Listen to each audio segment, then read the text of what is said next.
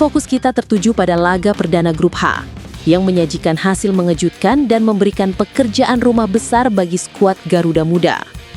Timnas Indonesia U17 harus mengakui keunggulan wakil Afrika, Zambia U17, dengan skor telak 1-3 dalam duel pembuka mereka di Al Rayyan, Qatar.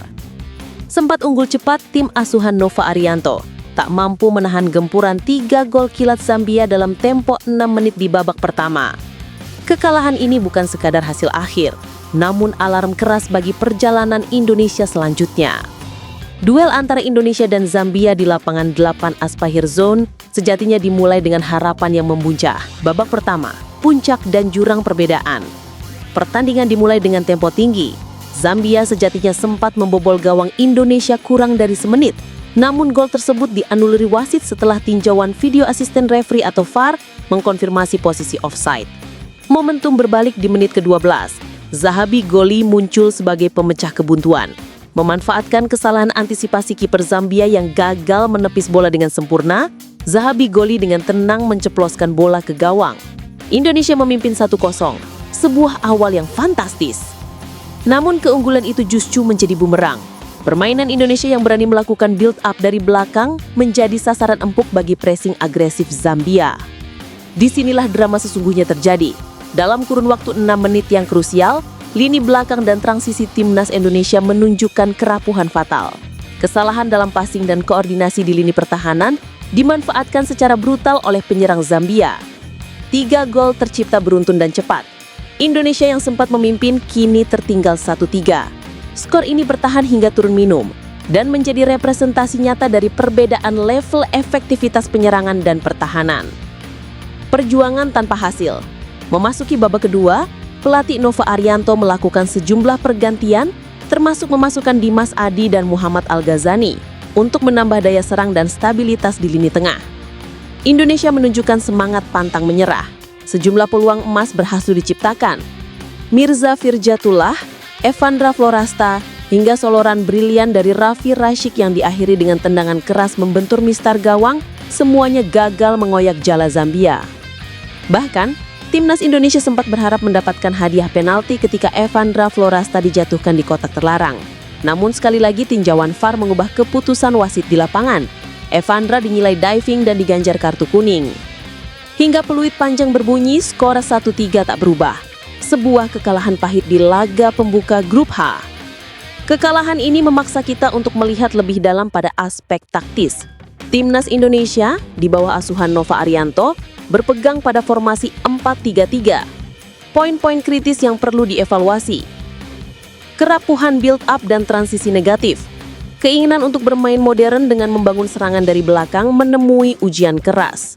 High press intens Zambia berhasil memaksa para pemain muda Garuda Muda melakukan kesalahan elementer. 3 gol Zambia lahir dari situasi ini. Efektivitas finishing. Meskipun mendominasi di beberapa periode, terutama di babak kedua, penyelesaian akhir Indonesia jauh dari kata klinis. Peluang Evandra, Mirza, hingga tembakan Raffi yang membentur mistar gawang, semuanya gagal mengoyak jala Zambia. Bahkan, timnas Indonesia sempat berharap mendapatkan hadiah penalti ketika Evandra Florasta dijatuhkan di kotak terlarang. Namun sekali lagi tinjauan VAR mengubah keputusan wasit di lapangan. Evandra dinilai melakukan diving dan diganjar kartu kuning. Hingga peluit panjang berbunyi, skor 1-3 tak berubah. Sebuah kekalahan pahit di laga pembuka Grup H. Kekalahan ini memaksa kita melihat lebih dalam pada aspek taktis. Timnas Indonesia di bawah asuhan Nova Arianto berpegang pada formasi 4-3-3. Poin-poin kritis yang perlu dievaluasi, kerapuhan build-up dan transisi negatif. Keinginan untuk bermain modern dengan membangun serangan dari belakang menemui ujian keras.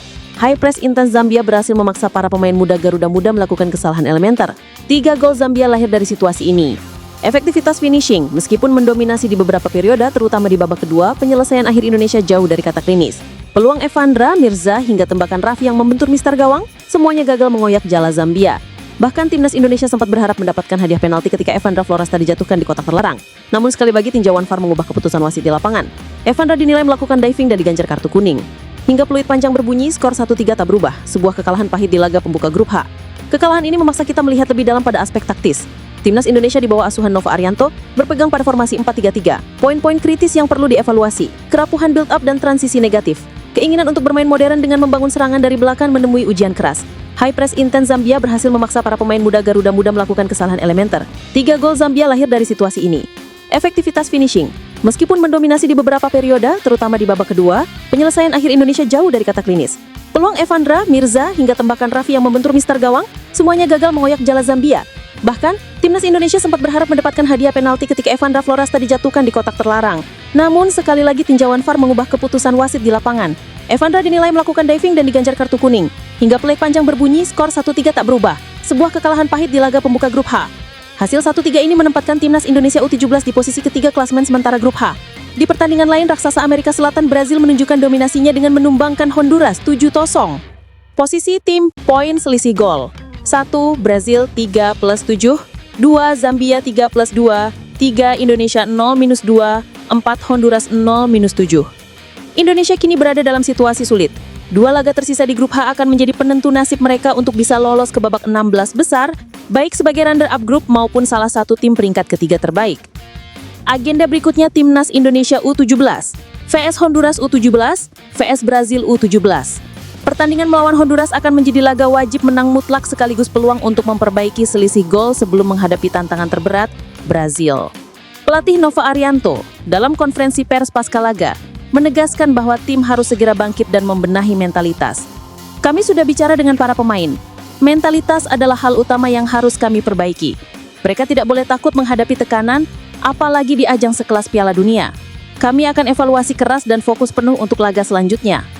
Kami masih punya peluang, tegas Nova. Langkah awal Garuda Muda di Piala Dunia U17 2025 memang diawali dengan sandungan. Namun turnamen baru saja menemai. Dukungan dan harapan seluruh masyarakat Indonesia kini berada di pundak 21 pemain muda ini. Mampukah mereka bangkit di laga kedua melawan Honduras untuk menjaga asa melaju ke babak gugur? Kita nantikan bersama.